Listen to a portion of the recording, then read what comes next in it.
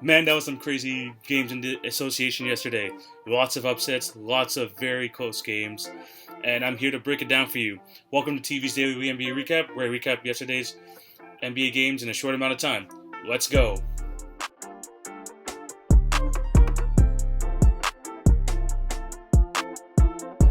The first game we're going to discuss is a game, I'm going to be honest, I didn't watch, I skipped on, but I definitely wish I haven't.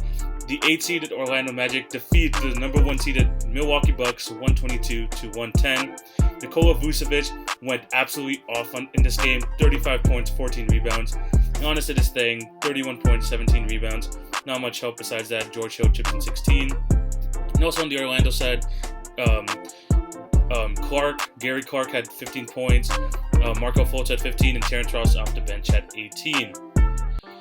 This game, no one saw coming. I was at a loss for words when I saw the result of this. I was at a movie yesterday. I thought that this is a game I was going to be able to miss. And oh boy, I couldn't have missed this. I feel bad really missing this game because if you heard my podcast a few days ago, I just thought this is a series you have to skip. But the Orlando Magic have done it again. Last year against Toronto, they beat the number 2 seed in Game 1. And now this year they defeated the Milwaukee Bucks. But in a more dominant fashion because Orlando just took Milwaukee out of their game. They built this wall, kind of how the Raptors did against Giannis, and just tried to get him to take jump shots all the time. And it was extremely frustrating to watch Giannis just try and hit jump shot after jump shot. I mean, sure, he hit 3 for 7 from threes, but we know that's not where he dominates. And the problem was, his teammates just did not help him whatsoever. Chris Middleton, 14.6 rebounds, but 4 for 12 shooting. Brook Lopez could not guard Vucevic the entire game. This guy is no Marc Gasol. He cannot handle the Vooch man. And him himself only scored 5 points in this game. Sure, he had some good, help, a little bit help off the bench with George Hill. But when you have Orlando, firstly without Aaron Gordon, who should be back in the next game, but letting Vucevic score 35, letting Terrence Ross and DJ Augustine both score over 10 points, this combined for 29 points, my bad. And it was just going to be a tough game for the win. And Orlando, underrated defensive team, and they were able to take the Bucks out of their game. Now, do I think this is going to happen again? Hell no. I think the Bucks are going to figure this out, and hopefully the other guys can step up. But in Game 1, that was very ugly, honestly extremely shocking. And Orlando have done it again. They defied odds. I apologize for any Magic fans who I said that they didn't have a chance whatsoever. I thought it was going to be a sweep. And they proved us wrong once again this year. So, congrats on the win for Orlando. The Bucks really need to clean some things up. And the funny thing is, that's not the only 8 seed that upset the 1 seed today. And we're going to get into that later. We're going to move on to the next game. In the Miami Heat win 113-101 over the Indiana Pacers, taking the series 1-0. On the Miami Heat side of things, Jimmy Butler went absolutely off, especially in the second half. He finished the game at 28 points, 3 rebounds, and 4 assists. Goran Dragic also helped out a lot, 24 points, 6 rebounds, 5 assists. Hero off the bench had 15 points in his playoff debut. And also Bam Adebayo had 17 points and 10 rebounds. On the Indiana Pacers side of things, good games from both Brogdon and TJ Warren, both having 22 points apiece, with Brogdon dishing out 10 assists. And off the bench, they had okay help from Justin Holiday scoring 11 points and also Jakar Sampson scoring 10. This game was very interesting because early on in the game, after 9 minutes, Victor Oladipo had to leave the game because he got poked in the eye and he could not return. Luckily, it's nothing too serious and he should be back next game. But this game was kind of like an up and down game, really. I mean, Indiana Pacers had their moments.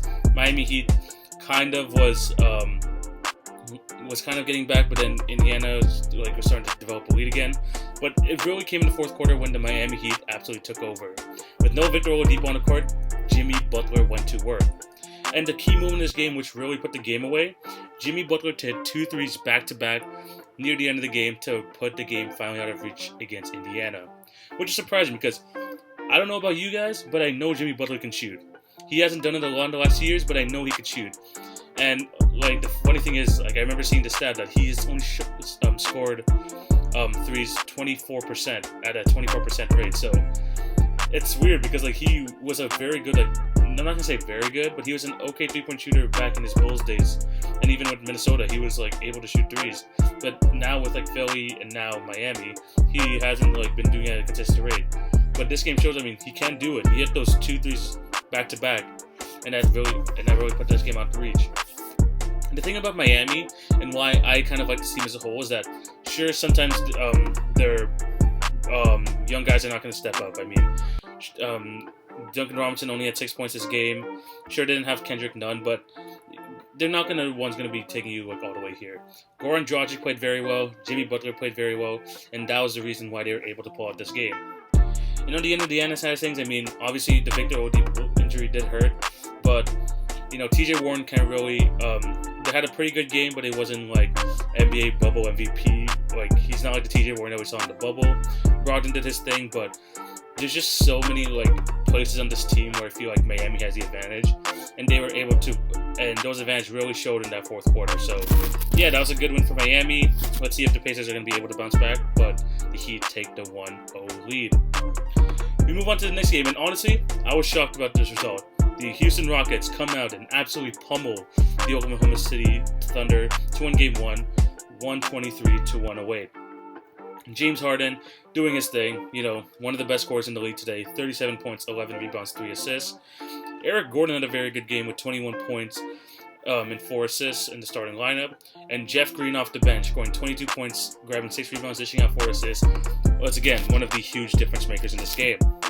The Oklahoma City Thunder had a very good game from Gallinari, his playoff career high, 29 points. Steven Adams had 17 points and 12 rebounds. And Chris Paul had a near triple-double, 20 points, 10 rebounds, 9 assists. The thing about OKC is that after the first half, they actually started playing pretty well. But the Houston Rockets, in that very, very hot start, which led them to a 20-plus point lead, was just too much to overcome. Because once the Rockets get that hot and that confident, it's extremely hard to stop. And the thing is, the Thunder, there were plenty of points in the game where they just started coming back, chipping away at the lead, getting good shots from Gallinari, and Chris Paul was just being the great player he is. But they just weren't able to get over the hump because the Rockets would just hit 2 big threes and just put this game out of reach once again. And when the Rockets, I mean, shoot this well from deep, I mean, it's not even like the greatest percentage, 38%, but they have season averages of 16 threes a game that they make, and today they had 20. So when they're hitting it on all cylinders like that, the small ball lineup is very hard to stop. And if you just look at the roster, I mean, their entire starting lineup hit a 3, and Jeff Green and Ben McLemore both had 7 combined for 7 threes off the bench. So it's going to be hard to stop if you have everyone on the court basically being able to shoot the 3. And although the Thunder played well after the second quarter, they just weren't able to get over the hump. Now, do I think the Thunder are going to start this slow again? Probably not. But at the same time, the Rockets, you got to stop them early and like just get it in their face, because they're either going to shoot themselves in the game or shoot themselves out of it. And luckily for them, this game, they were able to shoot themselves in it and break away very quickly. Good win for the Houston Rockets. Let's see if OKC is going to be able to bounce back. And we're going to talk about the final game of the evening, the primetime game. The Portland Trail Blazers, yes, they pulled up the upset in Game 1, winning 100-93 over LeBron James and the LA Lakers to take the lead. Damian Lillard, absolutely phenomenal again in the fourth quarter. 34 points, 5 rebounds, 5 assists, including some ridiculous threes in the fourth quarter. Also, TJ McCollum, 21 points this game. Nurkic, 16 points, 15 rebounds. And Carmelo Anthony, although not the best of games, 11 points, 10 rebounds, 5 assists on 11 shots, hit a key basket late to really put this game out of reach. On the LA side of things, LeBron, 23 points, 17 rebounds, 16 assists. Absolutely ridiculous stat line. He played very well. Anthony Davis, 28 points, but on 24 shots. That was it was an okay game from him, but definitely could have been better. And, Kyle Kuzma off the bench scoring 14. The Lakers really just couldn't get themselves in the offense going. Anthony Davis, it looked like he had a good stat line, but really taking 24 shots and only coming away with 18 points is just not good enough. LeBron James had a ridiculous stat line, but he just needs to be more aggressive, because these guys on their bench, around their roster, are just not able to pick up the scraps. Kuzma giving him 14. Like, this is his first playoff game, and he kind of struggled. I don't think it's going to be this bad again, but still, he struggled. People like Danny Green and Contavious Caldwell-Pope. By the way, KCP had a 1-1-1 line that looked absolutely horrible. And even Danny Green, like, although he had 10 points, he was 2 for 8 from downtown, 4 from 12 from the field, and he just wasn't able to, one, hit down to 3, especially he had lots of open looks. He had a bunch of them. KCP had a bunch of open looks, went 0 for 9, and they just weren't able to, make up for it. And this is where you need your superstars to come and just absolutely dominate. I wanted to see LeBron go for 30 points in this game. I wanted AD to go for near 40 for them to win this, but they weren't able to. And the Trailblazers, I mean, let's be honest. They actually played decent defense in this game. They let the other guys try and shoot them back in it when they couldn't. And Anthony Davis, they just made it very hard for him in the paint. They have lots of bodies. Whiteside was absolutely key in this game, getting 5 blocks, especially on drives by KCP, Anthony Davis, LeBron James. He was very key in that aspect. And the Trailblazers were able to pull out the big win here. Now, am I going to put my money on that the Lakers are going to shoot 35% again, hitting 5 out of 32 threes? No, I'm not. But at the same time, they were able to play decent defense throughout the game, but Damian Lillard, man.